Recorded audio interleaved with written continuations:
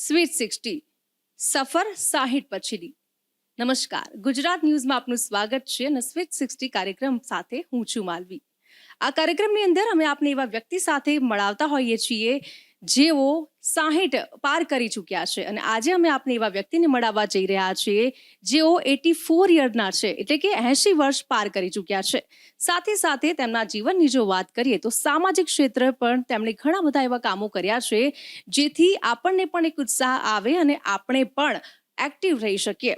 તો આજે એવા વ્યક્તિ આપણી સાથે જોડાયા છે જેમનું નામ છે યોગેશ ચુડગર. યોગેશજી, આપનું સ્વાગત છે ગુજરાત ન્યૂઝના સ્વીટ 60 કાર્યક્રમની અંદર. નમસ્કાર.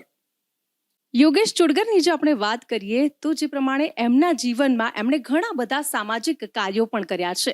પછી એ ગરીબ વિદ્યાર્થીઓ માટે હોય, વિકલાંગો માટે હોય કે વૃદ્ધાશ્રમમાં પણ વડીલોની સેવા માટેના કાર્યક્રમો હોય, દરેક કામો તેઓ કરી ચૂક્યા છે અને સાથે સાથે જુદી જુદી શાળાઓમાં પણ વિદ્યાર્થીઓને તેઓ મોટિવેશનલ સ્પીચ પણ આપતા હોય છે. તો આજે તેમના જીવન વિશે જાણવું છે અને એટલા જ માટે આજે હું આપને લઈને આવી છું સ્વીટ 60 કાર્યક્રમની અંદર, જેની અંદર આપણે 60 અપ જે સિનિયર સિટીઝન છે તેમની સાથે વાતચીત કરતા હોઈએ છીએ.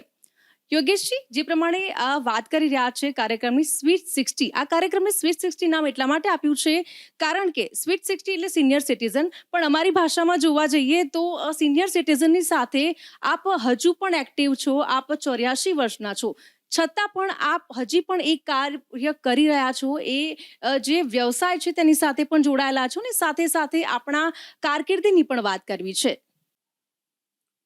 નમસ્કાર. ગુજરાત ન્યૂઝને હું અભિનંદન આપું છું કે 60 વટાવી ગયેલાને પણ તમે યાદ કરો છો અને એમની કાર્યપદ્ધતિને પણ તમે સ્થાન આપો છો, એ મારે માટે આનંદની વાત છે. બાકી તો એમ કહેવાય કે 60 વર્ષ થઈ ગયા એટલે હવે ગરડા થયા, હવે ગરડાઓનું શું કામ છે? લોકો એમ કે એક કહેવત છે કે ગરડા ગાડા વાળે.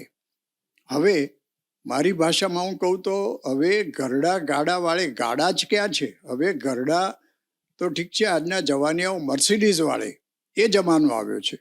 ત્યારે અમારા જેવા જે કંઈ વૃદ્ધ કહો અથવા તો ઉંમર વટાવી ગયેલા લોકો જે કંઈ કામ કરે છે એ મારા મન બહુ અગત્યનું એટલા માટે છે કે તમે કામમાંથી રિટાયર થાઓ, નોકરીમાંથી રિટાયર થાઓ, પછી ઘેર હિંચકે બેસીને ઝૂલ્યા કરો, એવું કરવાનું નથી.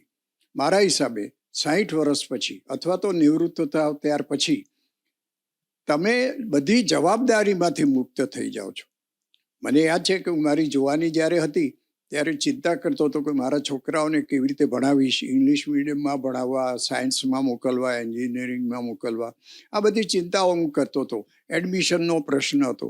ત્યાર પછી એમને પરણાવવા માટેની ચિંતા અને ઘર ચલાવવું, આ બધી ચિંતાઓ જે હતી એ અત્યારે ઉંમર આ બધી થઈ ગયા પછી આ બધાથી હું મુક્ત થઈ ગયો છું અને મારે હવે એવી કોઈ ચિંતા નથી કરવાની કે મારા દીકરાઓને મારે ભણાવવાના છે કે પરણાવવાના છે. એટલે આ બધાથી મુક્ત થઈ ગયો એટલે અત્યારે એકદમ મુક્ત જીવન હું અત્યારે માણી રહ્યો છું. પણ હું મારી બાળપણની વાત કરું તો બાળપણમાં અમે જ્યારે ભણતા હતા ત્યારે મને એક એવો સરસ સંયોગ મળ્યો હતો કે હું જે શાળામાં ભણતો હતો એના સંચાલક અથવા તો આચાર્ય છોટુભાઈ પટેલ હતા અને ગાંધીજીની દાંડી યાત્રામાં જે 80 યાત્રીઓ જોડાયા હતા એમાંના એ એક હતા. એટલે ગાંધીજીની ખૂબ નિકટ હોય એવા આચાર્યના હાથ નીચે મારે ભણવાનું થયું. ત્યારે અમને ગાંધી વિચાર, સાદગી, સાચું જીવન શું છે એનો એ વખતે અમને સંસ્કાર મળી રહેલા. રૂ પીંજવાનું, તકલી કાતવાની, સૂતરની આંટી બનાવવાની, આ બધું અમને એ વખતે શીખવાડવામાં આવ્યું હતું. ને એ વખતે હરીફાઈ થાય કે અમુક તારથી એક આંટી બને તો કોણ વધારે આંટી બનાવે છે, અને હંમેશા હું એમાં આગળ રહેતો હતો.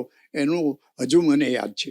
એટલે આ ગાંધી વિચાર સાથે એ વખતથી હું સંકળાયેલો અને આજે પણ ગાંધી વિચાર સાથે હું એટલો જ સંકળાયેલો છું. કારણ કે ત્યાર પછી મારા વ્યવસાયમાં સિવિલ કોન્ટ્રાક્ટર તરીકે ગાંધીજીની સ્થાપેલી ગુજરાત વિદ્યાપીઠમાં ઘણું બધું કન્સ્ટ્રક્શન કામ કરવાનું મને મળ્યું હતું અને ત્યાં આખો દિવસ વિદ્યાપીઠમાં રહું એટલે એ વખતે જે ચારે બાજુ જે આખું હવામાન હતું એ ગાંધી વિચારવાળું હતું.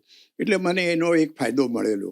ત્યાર પછી કોલેજમાં જ્યારે ભણવાનું થયું એ એક વાતનો મારે ઉલ્લેખ કરવો છે કે અમે જ્યારે ભણતા હતા ત્યારે ઇંગ્લિશ 5માંથી ભણાવવું કે 8માંથી ભણાવવું એનો બહુ મોટો વિવાદ ચાલતો હતો. અને ત્યાર પછી કોલેજમાં પણ ઇંગ્લિશ મીડિયમ કાઢીને ગુજરાતી મીડિયમ લાવ્યા. એટલે અમે એને એ વખતે મગનભાઈ દેસાઈ ગુજરાત યુનિવર્સિટીના વાઇસ ચાન્સેલર હતા, એટલે અમે એને મગન માધ્યમ કહેતા હતા. હવે આ ગુજરાતીમાં ભણવું એ જુદી વાત છે, પણ અમને ઇંગ્લિશ ના આવડે. હું જ્યાં સુધી ગ્રેજ્યુએટ થયો ત્યાં સુધી મને ખબર નહીં કે આ શેક્સપિયર નાટકો લખે છે કે કવિતાઓ લખે છે. એટલે અમે આ વાતથી વંચિત રહી ગયા.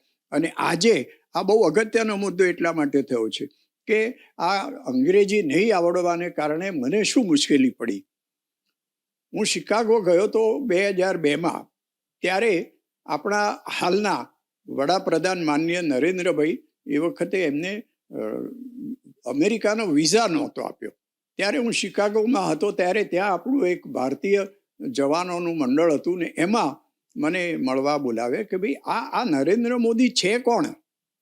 ત્યારે મારા બનેવે કીધું કે નરેન્દ્ર મોદીની સાથે નજીક રહ્યા હોય એવા ભાઈને હું લઈને આવું છું. એટલે બધા 20 જણા બેઠા હતા. ત્યારે મને અંગ્રેજી બરોબર ના આવડે એટલે મારે કહેવું પડ્યું કે ક્ષમા કરજો, મેં હિન્દીમાં બોલું. તો જે સાઉથ ઇન્ડિયન હતા એ તો કે અમને હિન્દી નથી આવડતું. ત્યારે મારા બનેવે મને કીધું તને જેવું ઇંગ્લિશ આવડે છે એવું બોલ, કારણ કે અમેરિકામાં તો આવું જ ચાલે છે. પણ એ વખતે મને સંકોચ થયો કે મને ઇંગ્લિશ બરોબર નથી આવડતું. આજે પણ મીડિયમની વાત જ્યારે થઈ રહી છે ત્યારે ગુજરાતી હોવું જોઈએ, ઇંગ્લિશ હોવું જોઈએ, ચર્ચા થાય છે. પણ અંગ્રેજી આવડવું જોઈએ, બહુ અગત્યનું છે. અને એ મને મારા જીવનમાં નડ્યું છે.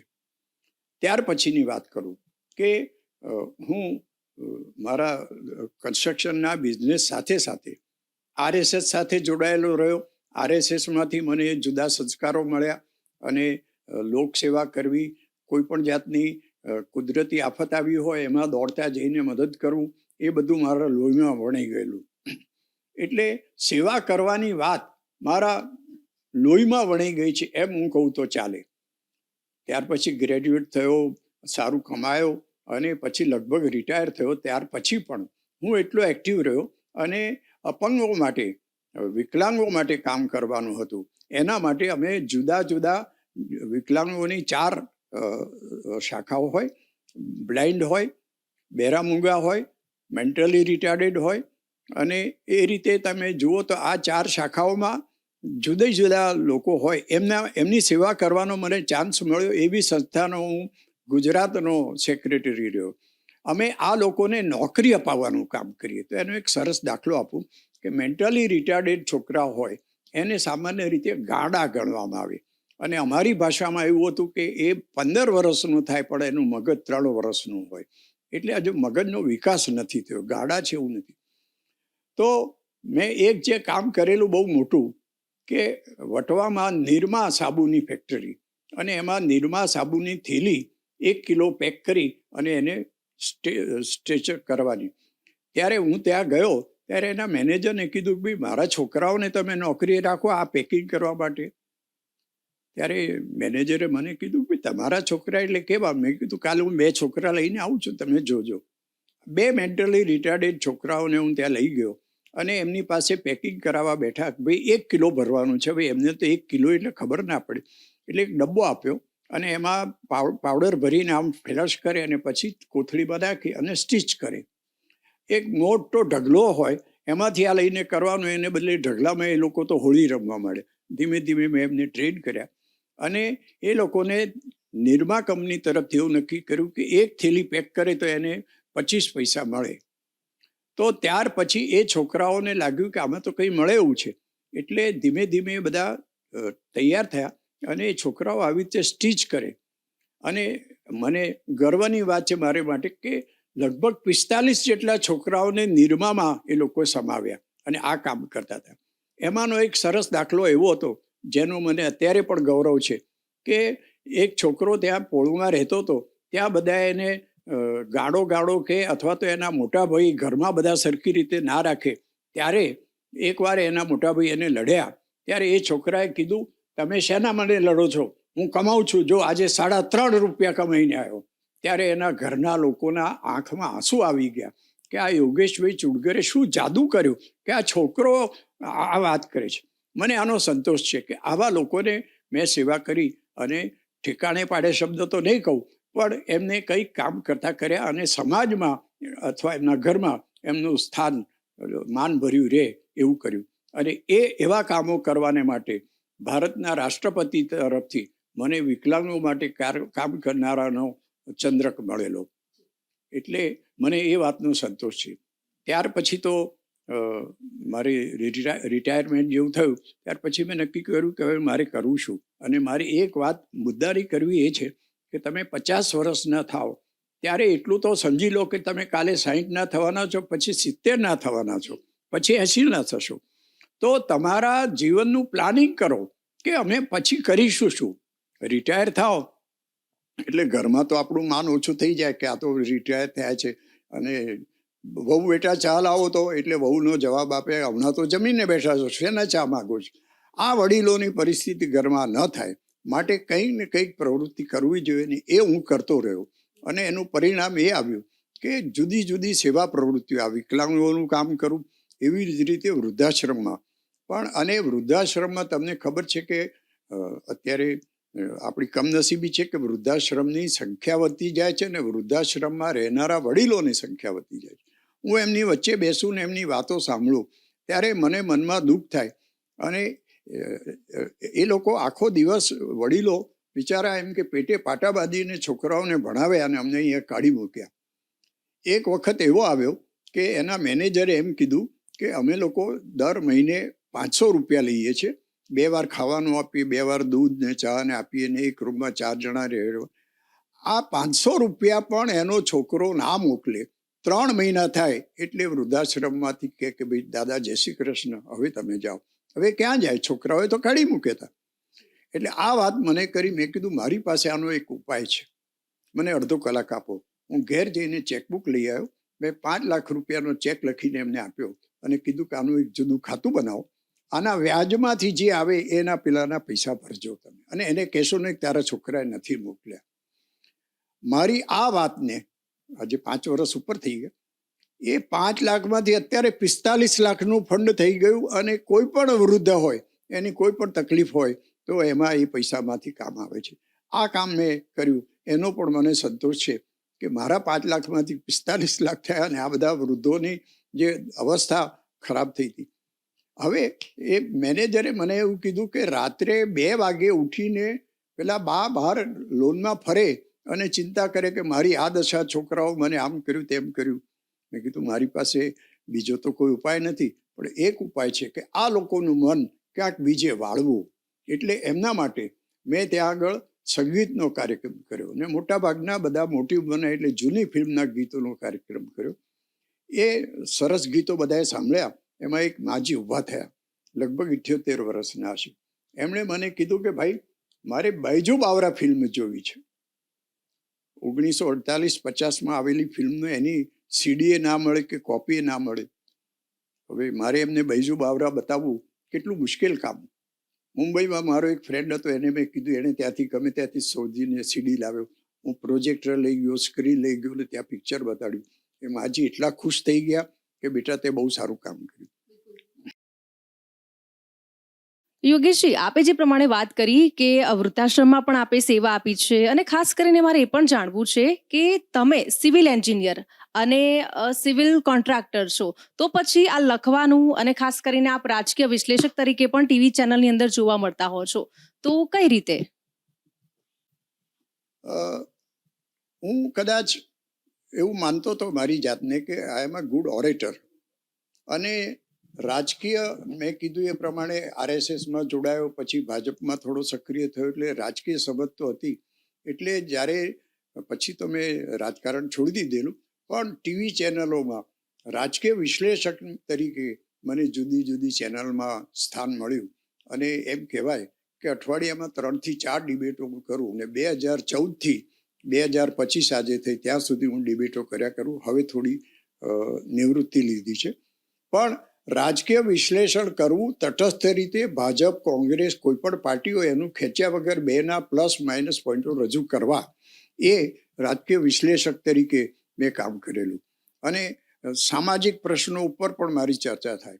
અત્યારે ડૉક્ટર જયનારાયણ વ્યાસ એમની યુટ્યુબ ચેનલ ચલાવે છે અને એમાં વારંવાર મને બોલાવે છે સામાજિક પ્રશ્નોની ચર્ચા કરવા માટે.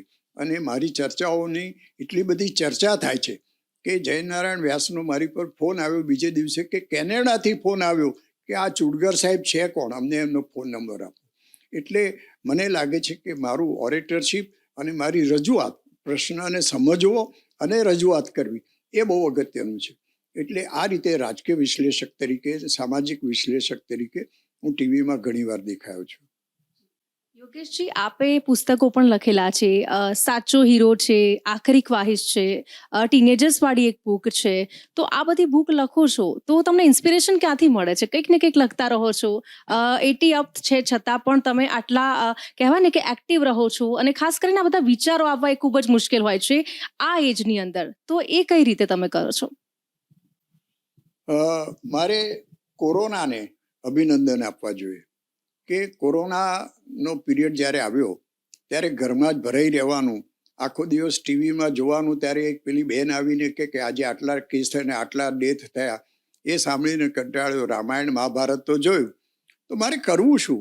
કાગળ પેન્સિલ લઈને હું લખવા માંડ્યો અને નાની નાની વાર્તાઓ મને જેવી ફાવી એવી. તો જય હિન્દના સંચાલક યશવંતભાઈ શુક્લાએ મને કીધું તારી વાર્તાઓ હું મારા જય હિન્દમાં પબ્લિશ કરું. મને આનંદ થયો. મારી થોડી વાર્તાઓ એમણે પબ્લિશ કરી. અને જય હિન્દની એક ખાસિયત એ હતી કે અમારી વાર્તા લખાય એની સાથે અમારો ફોટો આવે, નામ આવે ને નીચે ટેલિફોન નંબર આવે. તો બધાના ટેલિફોન આવે મારી ઉપર કે તમે આવો વિચાર કેમ કરો છો? એટલે મને પ્રોત્સાહન મળ્યું કે મારી વાર્તાને લોકો સ્વીકારે છે. તો પછી તો દર રવિવારે જય હિન્દ અમદાવાદ ને રાજકોટની આવૃત્તિમાં આવે. પછી અગ્ર ગુજરાત નામનું રાજકોટનું છે, એણે મને કોન્ટેક્ટ કર્યો. ન્યુયોર્કનું એક આવું છાપું છે, એણે મને કોન્ટેક્ટ કર્યો અને મારી વાર્તાઓ પ્રસરતી ગઈ. અને વાર્તા જ્યારે છપાય ત્યારે એની લિંક અથવા તો એનો વોટ્સએપમાં હું મોકલું અને હું એક 50ને મોકલું, એ 50 બીજાને મોકલી. એમ કરતાં મારી વાર્તાઓ બધે ગઈ. અને હું જે વાર્તાને લખું છું તો એ ક્યાંથી થાય? હું કોઈ લેખક નથી કે સાહિત્યકાર નથી, અથવા તો મારા ભણવામાં ક્યારે સાહિત્ય આવ્યું નહોતું. પણ હું આંખો ખુલ્લી રાખીને જોઉં એટલે દુનિયામાં મને ઘણું દેખાય છે અને એમાંથી વાર્તાનું સર્જન થાય. એક કથા બીજ મળે પછી એને એક્સપાન્ડ કરીને હું મારી વાર્તા બનાવું અને એમાં લોકભોગ્ય અને સાદી સરળ ભાષામાં લખવું એ મારી ખાસિયત છે. અને સાહિત્ય ભાષા અથવા તો બહુ પેલી દલપતરામ જેવી ભાષા નહીં, પણ સાદી ભાષા લખું છું. અને એને અનુલક્ષીને ગુજરાત સાહિત્ય અકાદમીએ 2022નો શ્રેષ્ઠ લઘુકથાઓનો મને એવોર્ડ આપેલો. અને હજુ મારું આ લખવાનું ચાલુ છે. દર અઠવાડિયે મારે આવી 1-2 વાર્તા આપવાની રહે. અને એમાંની જે જય હિન્દમાં પબ્લિશ થયેલી વાર્તાઓ એને મેં બુક તરીકે સાચો હીરો તરીકે પહેલી બુક પબ્લિશ કરી. કાજલ ઓઝા વૈદ એણે એનું વિમોચન કરેલું. અને હમણાં ગયા જૂન મહિનામાં કુમારપાળ દેસાઈ પદ્મશ્રી અને ભીખુદાન ગઢવી પદ્મશ્રી બેના હાથે આ 2 બુકનું એ વખતે વિમોચન થયેલું. અને એ બુક એટલી બધી અત્યારે પબ્લિશ થઈ છે કે એમાંની એક વાર્તા આપણા એક ગુજરાતી ફિલ્મના નિર્દેશક સૌમ્ય જોશીએ મને ફોન કર્યો કે તમારી આ વાર્તા ઉપર મારે ફિલ્મ બનાવવી છે.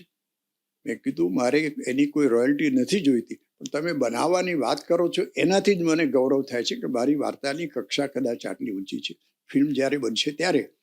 પણ આ રીતે કોરોનાએ મને લખતો કર્યો. બાકી મારામાં એવા કોઈ સાહિત્ય કે લેખકના કોઈ ગુણ હતા નહીં કે એવું કશું ભણેલું નહીં. પણ અત્યારે તો હું ઘણી સારી વાર્તાઓ લખું છું ને ઘણી પબ્લિશ થાય છે. ઘણા લોકો એપ્રિશિએટ પણ કરે છે. બિલકુલથી.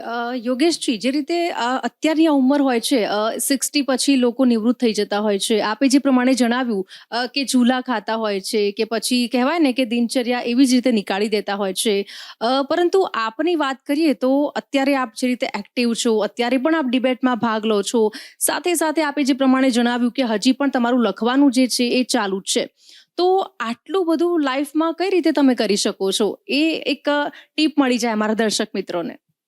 જીવનમાં તમારે કેવી રીતે જીવવું એ તમારે જાતે નક્કી કરવાનું છે.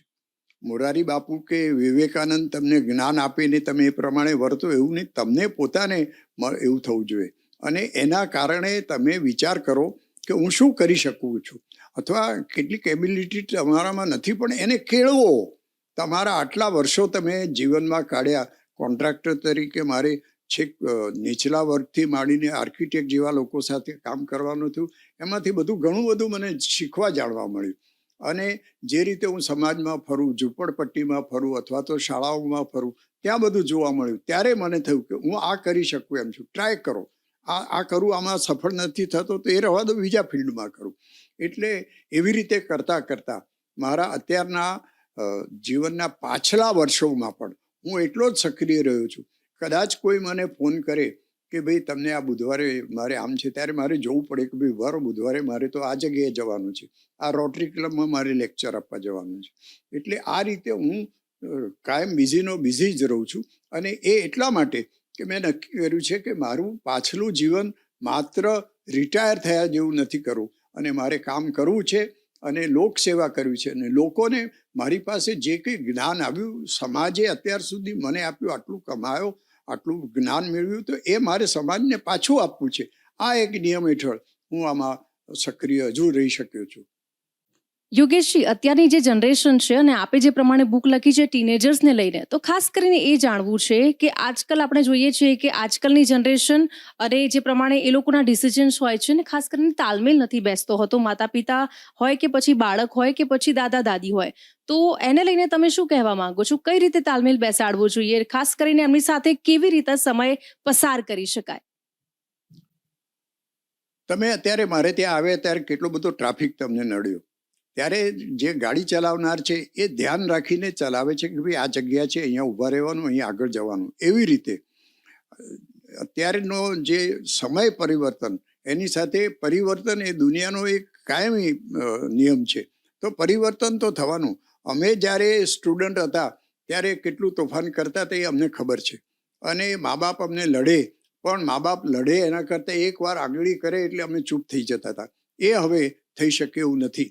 પણ અત્યારના યુવાનોમાં જે કંઈ સક્રિય થયા છે, અથવા તો હું તો એમ કહું છું કે અમારા કરતાં અત્યારના યુવાનો વધારે સારા છે. હું મારી ગ્રાન્ડ ડોટરની વાત કરું કે મારે મોબાઈલમાં કશો પ્રોબ્લેમ થાય ત્યારે હું એને પૂછું, ત્યારે એ મને જ્યારે ભણતી હતી ત્યારે 5×5=25 થાય, એ હું એને શીખવાડું અને એટલું લડું કે તને આટલું નથી આવડતું. આજે એ ગ્રાન્ડ ડોટર મને લડે છે કે દાદા આ તમને કાલે શીખવાડ્યું, આટલું નથી આવડતું. એટલે આ જે આખું પરિવર્તન થઈ રહ્યું છે, એ લોકોને એક્સપોઝર કેટલું બધું મળ્યું છે. અને અમારા જેવાને અમદાવાદથી મુંબઈ જવું એ બહુ મોટો પ્રશ્ન હતો. અત્યારે મારી ગ્રાન્ડ ડોટર સ્વિટ્ઝરલેન્ડ અને ન્યુયોર્કને કેટલે બધે ફરી આવી છે. એટલે એક્સપોઝર જે મળ્યું છે એ બહુ અગત્યની વાત છે. અને એને અમારા જેવા ઉંમર થઈ ગયેલા લોકોએ સમજવું જોઈએ કે અત્યારે જમાનો બદલાયો છે. અમારા જમાનામાં આમ હતું, અમારા જમાનામાં તેમ હતું, એ બધી વાતો કરવાને બદલે એમના જમાનામાં શું ચાલે છે એ સમજવાનો અમારે પ્રયત્ન કરવો જોઈએ. અત્યારે દરેકની લાઈફમાં ઉતાર ચઢાવ આવતો હોય છે, તો તમારી લાઈફમાં પણ ક્યારેક ઉતાર ચઢાવ આવ્યો હશે. તો આવા સમયમાં શું કરવાનું? કારણ કે ઘણી વખત એવું થતું હોય છે કે નિષ્ફળતા આપણને નડતી હોય છે ને, ક્યાંક આપણે ફ્રસ્ટ્રેટ થઈ જતા હોઈએ છીએ. તો એવો પણ પડાવ આપના જીવનમાં આવ્યો હશે, તેને લઈને શું કહેશો? જીવન જો સરળ જ હોય બધાનું, તો કદાચ આ દુનિયા સ્વર્ગ થઈ જાય અને આપણે બધા સ્વર્ગવાસી થઈ જઈએ. એટલે કંઈક ને કંઈક મુશ્કેલી તો આવે. મારે એક સિવિયર એક્સિડન્ટ થયો પગનો, અને એના કારણે લગભગ 1.5 વર્ષ મારે ઘરમાં બેસી રહેવું પડ્યું. ત્યાર પછી મારે કેન્સરનો રોગ થયો, કેન્સરનું ઓપરેશન કર્યું અને મારું જીવન બચી ગયું. અને ત્યાર પછી ઘણા બધા એવા રોગો થયા. અને એ બધું થવા છતાં અત્યારની જ વાત કરો તો હમણાં જ હું આ ઉંમરે પણ લપસી પડ્યો અને નુકસાન થયું. તો આ બધું તો આવ્યા કરે, જીવનનો એક ભાગ છે, પાર્ટ ઓફ ધ ગેમ. અને એને સ્વીકારીને તમારે આગળ ચાલવું જોઈએ. અને મારું એક સૂત્ર છે કે મન તંદુરસ્ત તો તન તંદુરસ્ત. એટલે હું મારા મનને તંદુરસ્ત રાખું છું અને એના કારણે હું તંદુરસ્ત રહી શકું છું. અને આ બધું જે કરવાનું છે એનું બળ મને એમાંથી મળી રહે છે. બાકી હું નિષ્ક્રિય થઈને બેસી રહું તો મને કોઈ કહેનાર નથી. મારો દીકરો એમ નથી કહેવાનો પપ્પા કેમ આખો દાડો બેસી રહ્યો છો, 2 વાર ચા પીવો છો ને 2 વાર ખાઓ છો. ના, એને બદલે હું સક્રિય રહું છું તો મારો દીકરો બહાર બીજાને દાખલો આપે છે કે મારા પપ્પા આટલું બધું કામ કરે છે, તમે કેમ નથી કરતા. એટલે આ રીતે મેં મારા જીવનને અત્યાર સુધી ગુજાર્યું છે. આટલી ઉંમર હોવા છતાં પણ હાલમાં પણ એવું કોઈ કાર્ય આપનું મનગમતું જે આપ અત્યારે પણ કરી રહ્યા છો દિનચર્યામાં? દિનચર્યાની વાત કરું તો સવારે વહેલા ઉઠવું, ચાલવું, એ બધું તો સામાન્ય લોકો બધા કરે છે, પણ મેં એક શોખ એવો કર્યો છે. હું પોતે સારો ગાયક નથી અને એનો મને ફાયદો એ મળ્યો કે જૂની ફિલ્મના ગીતોના કાર્યક્રમો થાય એમાં મને એન્કર તરીકે બોલાવવામાં આવે અને કઈ ફિલ્મનું કયું ગીત કેમ આમ થયું, કેમ મુકેશે ગાયું, કેમ રફીએ ગાયું, એવી બધી હું વાતો કરું. એટલે અમદાવાદમાં આવા જ્યારે ફિલ્મના શો ગોઠવાય છે જૂની ફિલ્મના ગીતો, એમાં એન્કર તરીકે હું કામ કરું છું અને મારી પાસે ફિલ્મના ગીતો માટેનો હું ગાઈ નથી શકતો, એનું દુઃખ છે, પણ એનો ડેટા એટલો બધો છે કે આ ગીત કેમ આમ લખાયું અને આ ફિલ્મમાં આ ગીત શા માટે આવી રીતે આ સિચ્યુએશનમાં ગોઠવાયું, અથવા તો આ ગીત લેવાની એસડી બર્મને ના પાડી છતાં એમને દબાણ કરીને કેવી રીતે લીધું, એવી બધી વાતો મારી પાસે છે. અને જૂની પેઢીના એટલે કે 60 વર્ષથી ઉપરના હોય એવા લોકોને આ બધી વાતો સાંભળવામાં બહુ રસ પડે છે. એટલે આ એક શોખ મેં અત્યારે કેળ્યો છે અને હું એમાં બિઝી રહું છું. તો આ હતા આજના આપણા મહેમાન કે જેમણે ઘણી બધી ખૂબ જ સુંદર વાત કરી છે. યોગેશજી, આપ અમારી સાથે જોડાયા બદલ આપનો ખૂબ ખૂબ આભાર. તો જે રીતે આજે યોગેશજીએ ઘણી બધી આપણે કહીએ ને કે અહીંયા પણ મોટિવેશનલ વાત કરી છે, સાથે સાથે આપણને પણ જીવનમાં કંઈક કરવા માટે ઇન્સ્પિરેશન મળે તેવી પણ વાત કરી છે.